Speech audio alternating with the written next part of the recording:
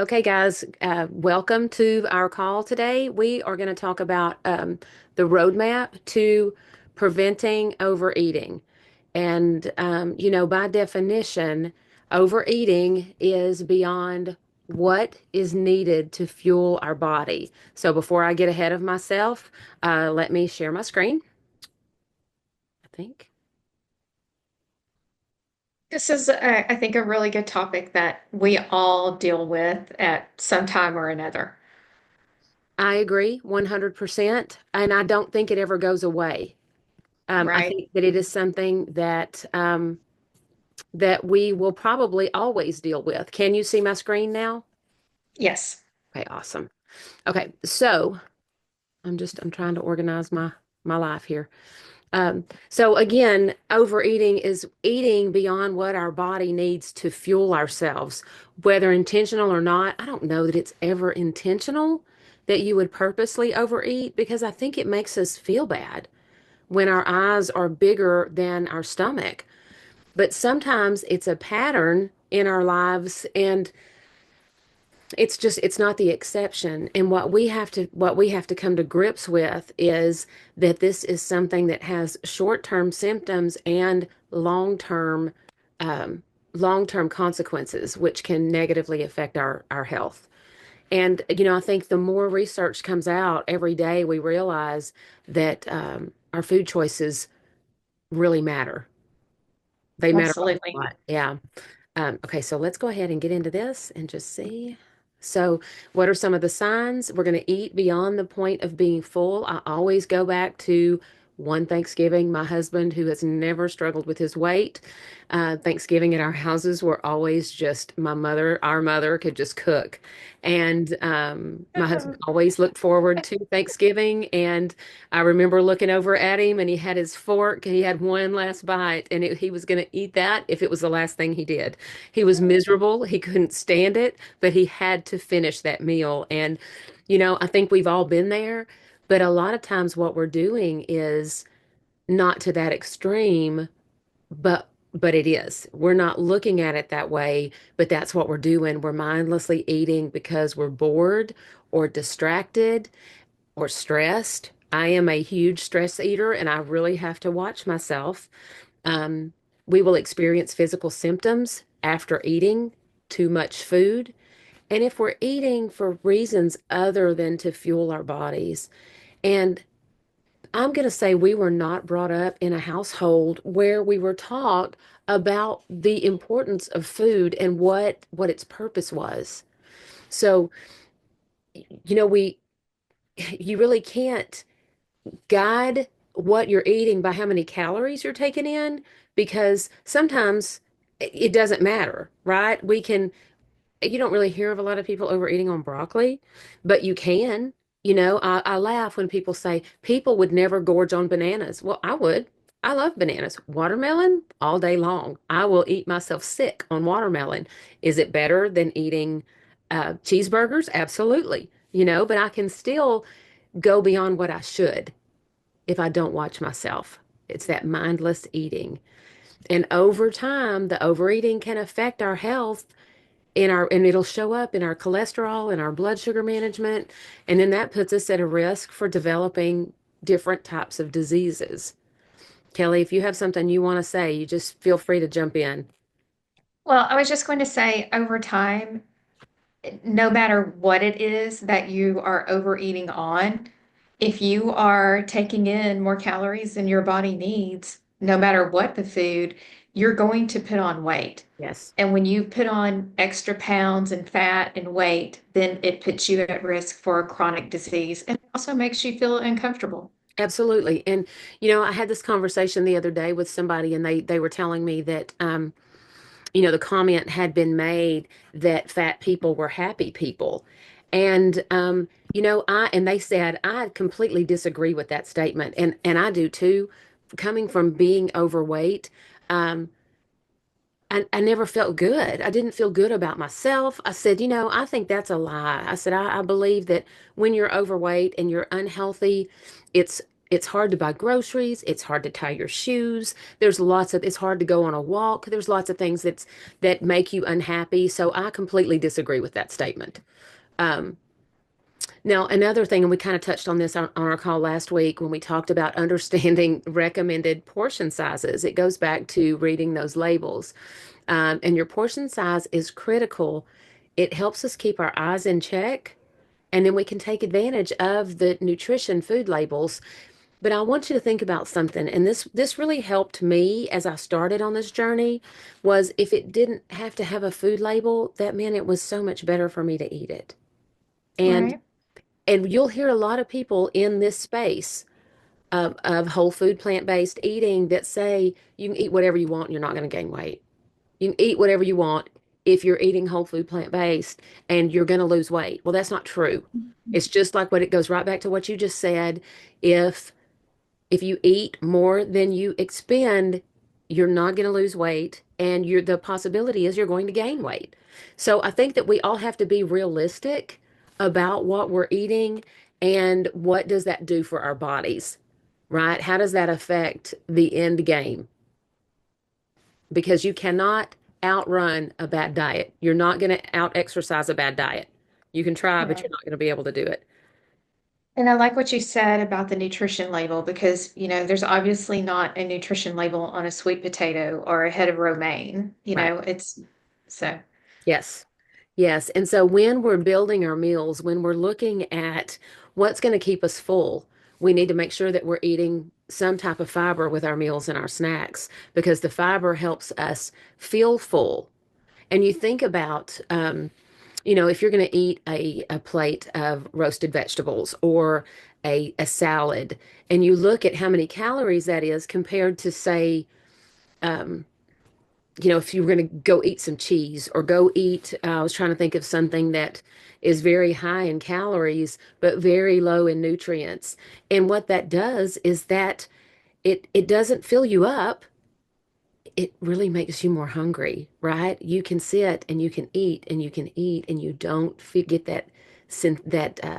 the sensation of being full. And that definitely will lead to overeating. And our brain can't realize, it doesn't recognize that we're eating to tell us that we're not hungry anymore because our stomachs are not full. Our stomachs are just they barely have something in it because what we're eating is so high in calories and so low in nutrients that it doesn't fulfill the need to nourish our bodies, if that makes sense. And so right now, a really big craze is the intermittent fasting, skipping meals. And we always say that if you eat something that's not on your plan, you don't starve the rest of the day because that's not going to work. You're going to end up probably overeating more um, because you're going to be really hungry. So you win the next meal. That's what you do. You get right back on. You don't wait for the next day. You don't wait for Monday. You don't do any of those things because when we can realize in our minds that this is a lifelong journey. This is not a fad diet. This is not something that we're going to drop 40 pounds and then say, I'm done. I can go right back to the way that I was that got me here. That's not how it works. So skipping meals can make you a lot more hungry, and then it will make you overeat at the end of the day.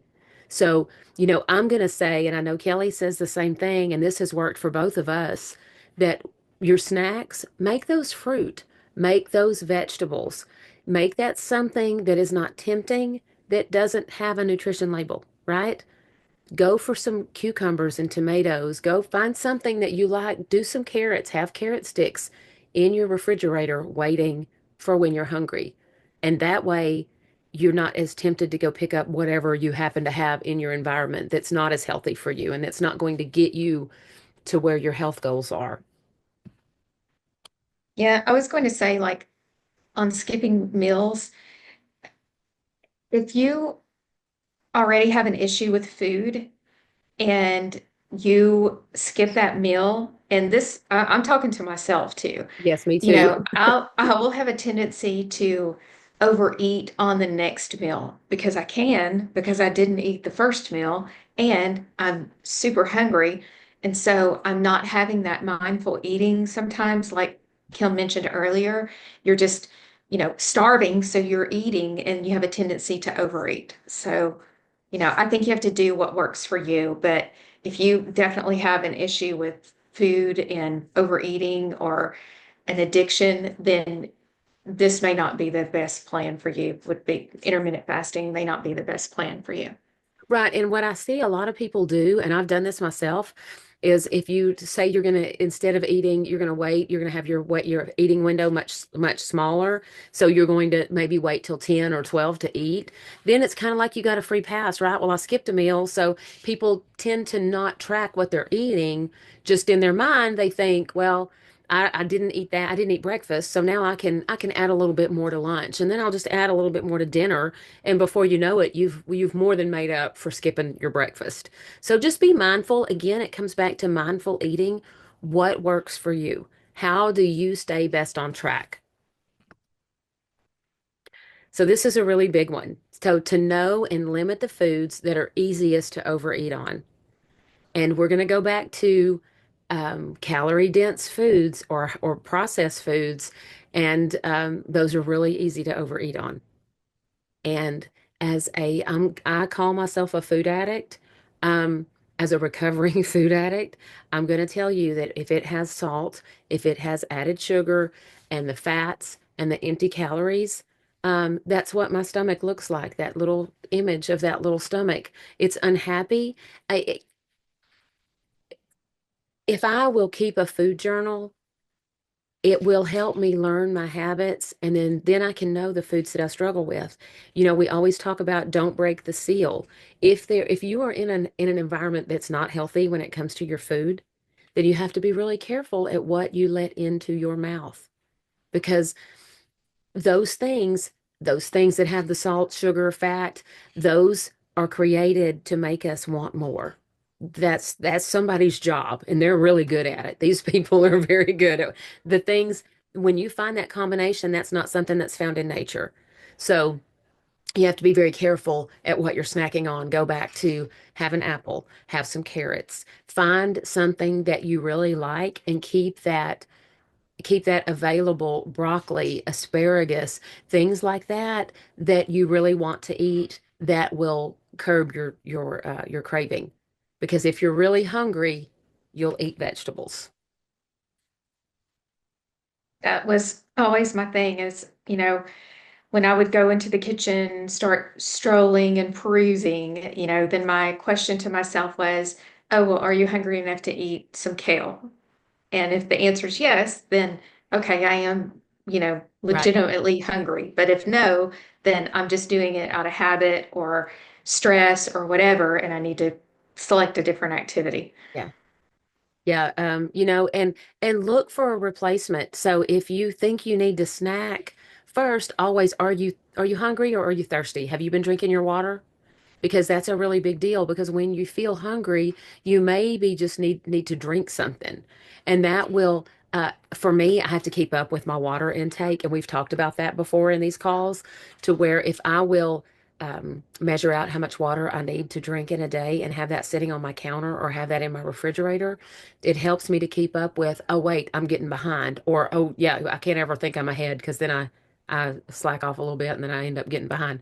But that way if you're really hungry or if you're really thirsty, because once you get that water in your stomach, that fills that void. Um, so I encourage you to track your water, because it does make a difference when you stay hydrated. And if you ever question that, look at a plant that needs some water and then give that plant some water and see what that water does to that plant. It will come back immediately, and we're no different than that. So we need to remember that. Okay, so we need to be mindful about why we're eating and pay attention to those hunger cues. So don't fall into the trap of eating mindlessly just to eat. Being mindful about your meals and what you're eating is very important. You know, have you ever started eating something and maybe been at your computer or been in front of the TV and or whatever doing something else and then all of a sudden the food is gone and you don't even remember eating it. Think about popcorn when we eat popcorn or anything like that. That's mindless eating. And we really need to break out of that and really find something else to do because the whole purpose of eating is to nourish and energize, so we need to make sure that that's our goal when we're eating whatever it is we're eating. Okay, so this one's really hard for me, and I don't know how many of you struggle with this, but slowing down. So when we eat, it also means stopping. We don't have to finish our plate. And for a lot of us, we grew up being told you can't get up from the table until you finish your plate. I've had people talk about throwing up at the table because their parents would not let them get up until they finished their plate. And it's a really big deal because we need to listen to our bodies and we need to stop when we feel like we're getting full. So that's where we go back again to the portion sizing and you give your food-filled stomach and hungry brain time to resync with one another. Sometimes that takes as long as 20 minutes. So if you've eaten your food and you think, man, I'm still really hungry, um, just wait a minute. Just wait and then go back and start with veggies again. Always start with your veggies again. Don't go to whatever maybe there was something that was just really good that you not necessarily hungry, you just thought it tasted really good. You know, I eat The a lot of pasta. greens. Yes. And so this week I've been very mindful about I will buy this massive bag of kale at either HEB or Walmart, wherever I'm at. And I put the whole thing in my Instant Pot and I have to really, really press it down in there to get it in. But when it cooks half the size. So I will put that in whatever it is I'm eating. So this week we've had some potato soup, and I will get those greens and fill up the bottom of my soup bowl, and then I'll put the soup on top of that. And it really helps. It helps to fill up your hunger, and you're getting in your greens, which is always the important thing. And it helps me to feel fuller. So then I can be done earlier. I can be finished. Yeah, that's a great way to get in your greens and add nutrition to, additional nutrition for sure. Yeah. Dr. Esselstyn would give that a thumbs up, I believe. Yes. And he says six times a day. I don't get mine in 6 times a day, but when I do include my greens, it's more than a handful. I normally will eat a cup of greens with whatever it is I'm eating. And sometimes if I'm hungry or if I think I'm hungry, I'll go grab some of that out. I'll portion it out in half cup and cup servings. And I'll put a tablespoon of vinegar, of balsamic vinegar on top of those greens and eat that. And it is so good and it's so satisfying. I've gotten to choose something. I've gotten something in my stomach and I can move on. And, if I'm still hungry after that, then I can go back for a meal. So we're talking about rethinking the second serving. We're going to slow down. It can help us figure out, am I really hungry or am I just really wanting to eat that more of that? And then again, we go back to the vegetables. Um, I find that that really does help me a lot. It helps me to understand the portion sizes and really what my body is asking for. This is a big one for people too, turning off the TV or the computer or whatever's distracting you.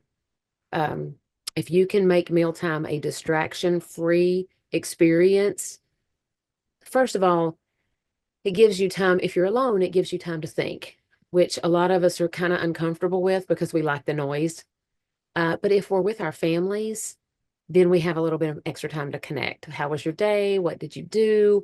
That's always a good thing. That is always a good thing. So just try it. If you haven't done it lately, try to eat in a screen-free environment and see how much more mindful you are of what you're putting in your mouth, what you like, what you don't like, how much you've eaten, just how that food makes you feel.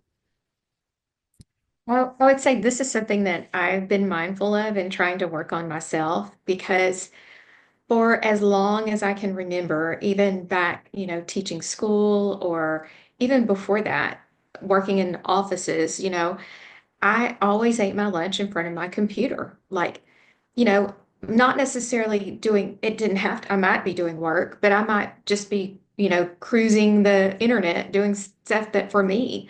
But it's like you said, before you know it, you look down and all the food is gone and you're not even mindful or aware of it. It's like, oh my gosh, I ate all that, you know. Did I like And it? I Was it think good?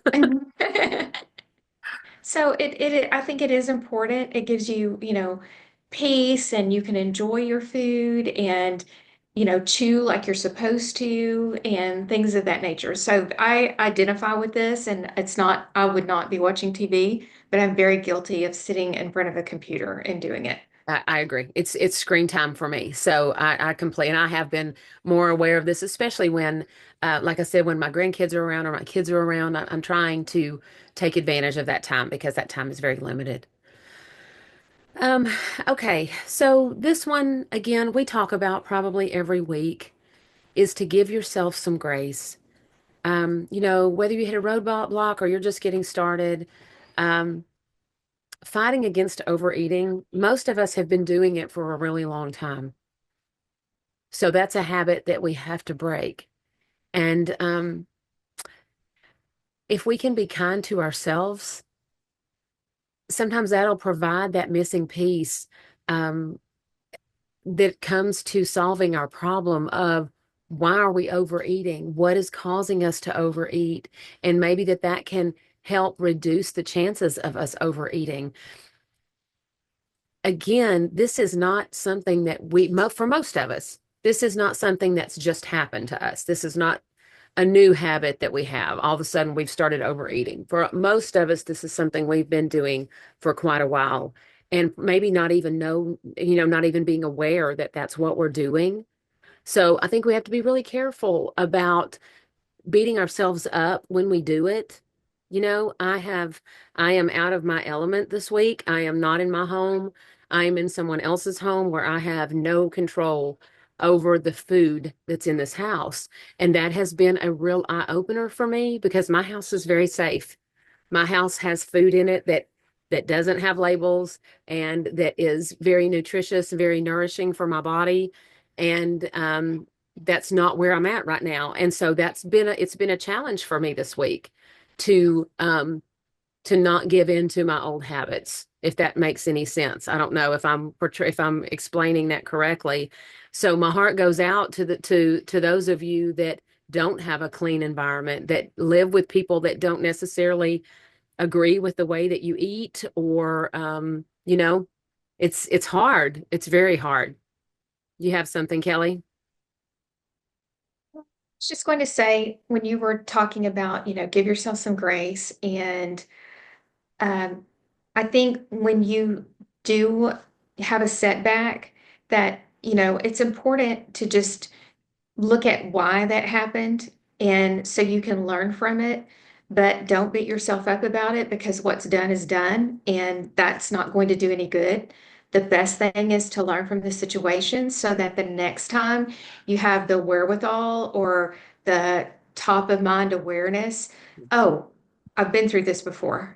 And so let me see what do I need to do here? Instead Right. of taking this step, maybe I need to go this avenue. And it's all just a learning process, and Exactly. we're all working to be better each and every day. So celebrate your successes and your gains, and don't beat yourself up over something that's already happened. Learn from it and move on.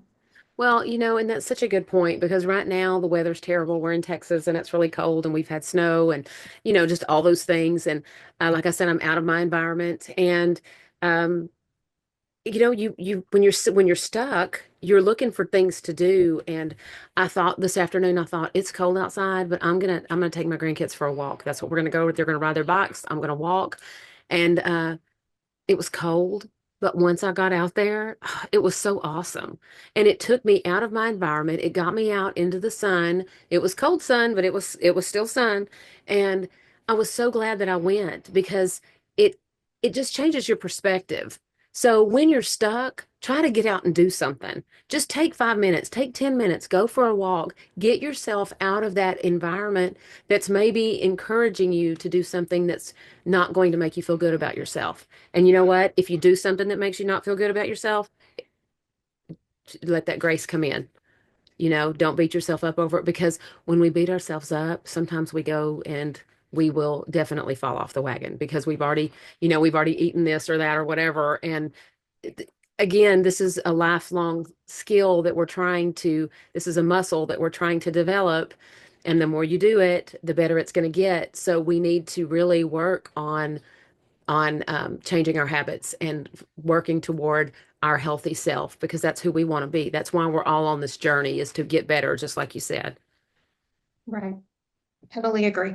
Yeah. Very good information. Thank you so much. Well, I hope everybody gets something out of this. I enjoy doing these so much because I learn from them also. It's a lot of self-examination for me, as I know it is for you too, Kelly. So anyway, I hope everybody has a nice evening tonight, and I hope you got something out of it. And if there's something we can do to help you, just let us know.